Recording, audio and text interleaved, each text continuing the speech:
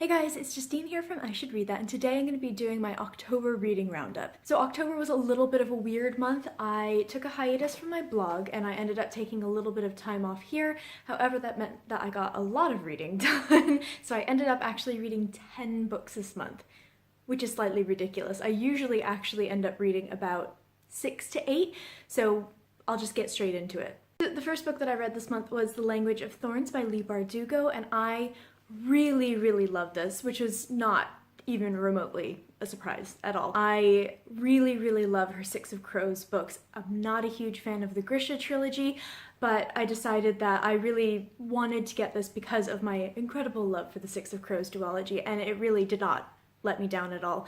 It's essentially 6 retellings of fairy tales that we all know and love, but put into the Grisha verse. So you have one that is Hansel and Gretel, you have one that's the Nutcracker. So all of these stories that we all know so well, she ends up taking and putting a very new spin on them. She makes them incredibly feminist and empowering and wonderful, and it's just great, and it's beautifully illustrated, and I really love this book. I gave this 5 out of 5 stars. So this month was a bit of a dedication to one of my favorite authors. I ended up finishing up a series that I've been meaning to finish for ages, and those are the last of the Mistborn books. So I have Shadows of Self, which is number 5, and I have Bands of Mourning, which is number 6. I prefer the original Mistborn trilogy. You've heard me, if you've been watching my videos, you've heard me talk about this so much, so I won't go into it too much, but basically, first Mistborn trilogy, very classic fantasy setting. This Mistborn trilogy comes like 300 years later, and it's almost like a Western Industrial Revolution setting. I much prefer the classic fantasy setting, but I did really enjoy these. I enjoyed this one a little bit less because I think it was figuring out what it was doing, but I loved the ending. I think I gave this 3.5 out of 5 stars.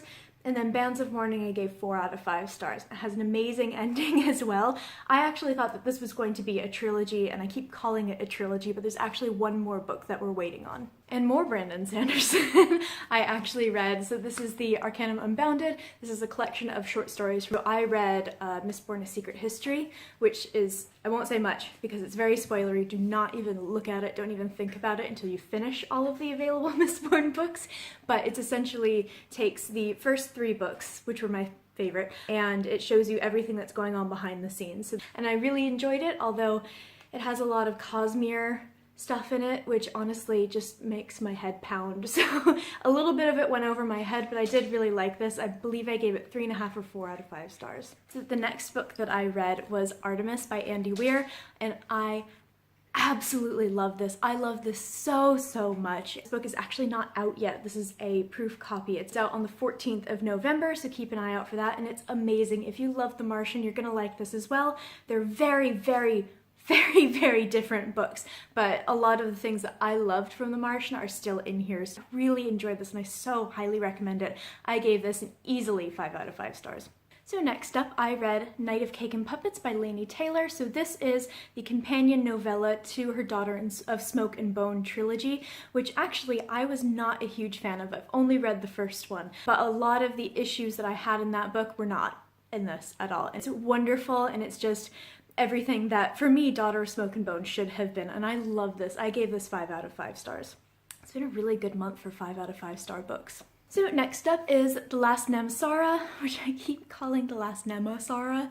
I don't know why. I've been convinced that there's an A right here, and there's not. So I did a full review of The Last Namsara, which actually I've had some trouble getting on YouTube, but it should be up by the time this video goes up, so if you're curious about it, then you can go ahead and watch this.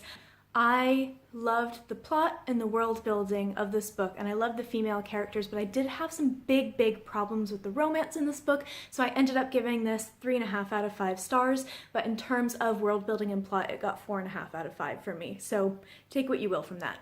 So next up is a book that I have been desperate to read ever since I heard about that, and I have been unable to find it until actually very recently, and that is The Gentleman's Guide to Vice and Virtue by Mackenzie Lee. So this is about Monty, who is sort of a young, very spoiled nobleman, and he and his best friend Percy are going to go on their European tour, which is something that young noblemen used to do at this point in time, and essentially hijinks ensue. I really enjoyed this.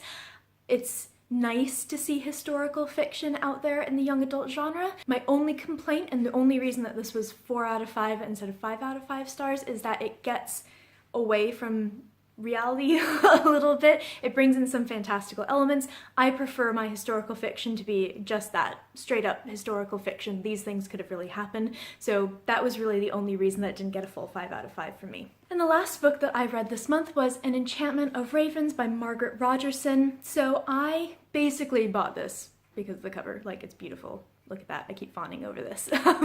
But I liked it. Basically, An Enchantment of Ravens is about a young woman named Isabel who lives in this area of eternal summer. She's a master of painting. She's a master of a craft. And one day, sort of the autumn prince comes in and has his portrait painted by her, but she makes a big mistake and ends up getting sort of swept off to be put on trial. There are parts of this that I really liked.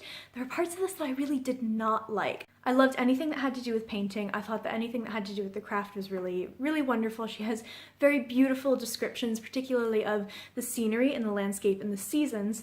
I did not like Rook, who's the prince. Didn't really like any of the characters, and the fair folk, quite frankly, were really silly and very cartoon-like, and I don't know if that was intentional or not. It commits the huge crime of insta-love, which kind of works for this because it's very much a fairy tale, but I ended up giving this 3 out of 5 stars. I don't really know if that's gonna go up or down. I really don't know what to think about this book. So I acquired a lot of books this month. Partially, I spent too much money and bought too many, but I also was sent a number of books from publishers. So I actually did an unboxing of this book, but I lost the footage. I accidentally deleted a bunch of the footage from my reading vlog for this week, which is why one hasn't gone up. So this book is from Sweet Cherry Publishing, and it is the new Geronimo Stilton book. So this is Cat and Mouse in a Haunted House, Halloween-themed proofs. So this is going to be a new series from Sweet Cherry Publishing, which is a children's publisher based here in the UK, and this looks really cute, and it was a lovely package. So Jess, the publicist, if you're watching this, thank you. I'm sorry I deleted my footage. This is super cute. Nice and short, it's a children's book, and it has lots of illustrations in it. I'm really looking forward to digging into this one soon. Maybe I'll read it on Halloween. So next up is a book that I was actually sent by the author because I won a Twitter competition. This is Josie Jaffrey's A Bargain of Silver. This looks like it is sort of paranormal romance. There's sort of a disease and infection that's going to wipe out humanity, and the only people who have managed to survive it are sort of vampire-like people. But this looks like a lot of fun, and it looks like a perfect Halloween read, so I might pick this up quite soon. The next one is from HQYA, and that is Zenith, and this is by Sasha Alsberg and Lindsay Cummings. This is a new book by 2 booktubers, actually, and I'm really looking forward to this. From my understanding, it's basically girl space pirates, which sounds awesome. So this one doesn't come out until January, so I've got a little bit of time. I'll probably put this off until maybe December so that I can give myself a little bit of time to get through some of the more recent proofs, but I am really, really looking forward to reading this. So next up are 2 books that I was really, really thrilled to be approved for. I didn't realize that they were coming, so it was a little bit of a surprise, but a very, very pleasant one. So from Pan Macmillan, I have I Am Thunder by Muhammad Khan, and I have Renegades by Marissa Mayer. I Am Thunder comes out in January, and Renegades will come out in April. So the back of I Am Thunder says, "Some call me terrorist, some call me hero. My name is Muzana Salim. I am 16 years old and I screwed up badly." So this is a book by a debut author, which is really, really exciting. I have a sneaking suspicion that this is going to be a really, really important book, so I'm really looking forward to reading this. So Renegades is the new book by Marissa Mayer. So if you don't know Marissa Mayer, she's sort of like the queen of young adult sci-fi and fantasy retellings. I've actually only read one of her books, and it was a standalone. It was Heartless, which is about Queen of Hearts before she becomes this famous villain that we all know and love. And this should be amazing. So this is actually not a fairy tale retelling, but it's all about superheroes. I'm pretty sure it's all about supervillains, which sounds awesome. So next up from Ebury, I told you I had a lot of books in the post. Next up from Ebury is The Toy Makers by Robert Dinsdale. This is probably the most beautiful proof, so check this out. Look at this. Oh, look at this, seriously. I love this so much. I I love it when a publisher puts a lot of kind of time and effort into proofs, because for me that just makes me so much more excited to see them and read them. The back of this one says, "Help wanted. Are you lost? Are you afraid? Are you a child at heart? So are we. The Emporium opens with the first frost of winter. Sales and stocktaking, no experience required, bed and board included.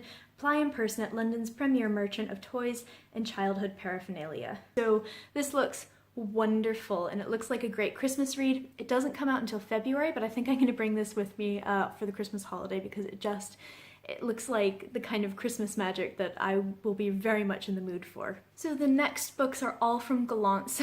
Thank you, Stevie, publicist of Gallants, for being very patient with all of my screeching exclamation point emails. So this first one is Austral by Pan Macmillan. So this is a sort of dystopian post-global warming type of book, and it looks really, really fascinating. This is actually already out, so if you're interested, then you can definitely pick this up. I think this is going to be one that I pick up very, very soon. Next up is Rhyming Rings by David Gemmell, who's actually an author who's passed away. He's a very, very famous British fantasy author. So this is actually not a fantasy book as far as I can tell. It looks like it's more of a mystery, kind of following the trail of a serial killer, which is very much up my alley. And this looks amazing. This looks so, so good, and it's gonna be really hard to resist reading this one, so I think that I'm not even gonna try it. So the next two are actually both by Philip K. Dick, who is my new favorite author. I had never read before I actually started doing these videos. So I read Electric Dreams earlier this year, and now I have Blade Runner and I have Minority Report. So first of all, Blade Runner, I'm not sure if this is actually a novelization of the movie Blade Runner, or if this is Do Androids Dream of Electric Sheep, which is the book that Blade Runner is based on. I'm not sure if this is Do Androids Dream of Electric Sheep, but with Blade Runner on the cover. So we'll find out. I'm, regardless, very much looking forward to this, and I'm hoping to actually see the new Blade Runner movie very soon, so good timing. And then Minority Report, this is volume 4 of short stories, and Electric Dreams, the other Philip K. Dick book that I read, is also short stories. I usually don't like short stories, however, I absolutely loved Electric Dreams, so I am so, so, so looking forward to this. So that's it for books that I was sent by publishers. So now, let's get to the books that I bought for myself. I'm going to go through these really quickly because a fair few of these I actually already did a book haul video for. A fair few of these I've actually already covered because I did manage to read a fair number of the books that I bought this month. So in no particular order, because quite frankly I don't remember what order I bought these in. I bought a lot. A Night of Cake and Puppets by Laini Taylor. A Gentleman's Guide to Vice and Virtue by Mackenzie Lee. The Dollmaker of Krakow by R.M. Romero. An Enchantment of Ravens by Margaret Rogerson, Wizard of Earthsea by Ursula K. Le Guin, Milk and Honey by Ruby Kaur, Winter Song by S.J. Jones, Unbecoming of Mara Dyer by Michelle Hodkin, City of Bones by Cassandra Clare, Shirley Jackson's We've Always Lived in the Castle, Star Touched Queen by Roshani Chokski, Wicked Like a Wildfire by Lana Popovic, Slated by Terry Terry, It Only Happens in the Movies by Holly Bourne, All the Crooked Saints by Maggie Stiefvater. So last but not least, and it's actually fittingly the last book that I bought this month, that is Night Film by Marisha Pessel. So that's it.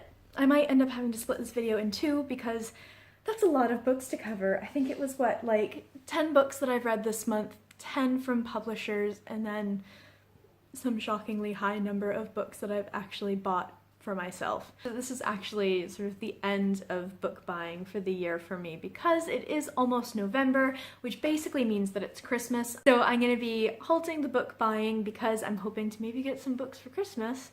I know my family watches these. I have to really think about my TBR because I have a bunch of proofs. I have a bunch of review copies for books that are already out. I don't want to fall behind. I also have so many books that I have acquired.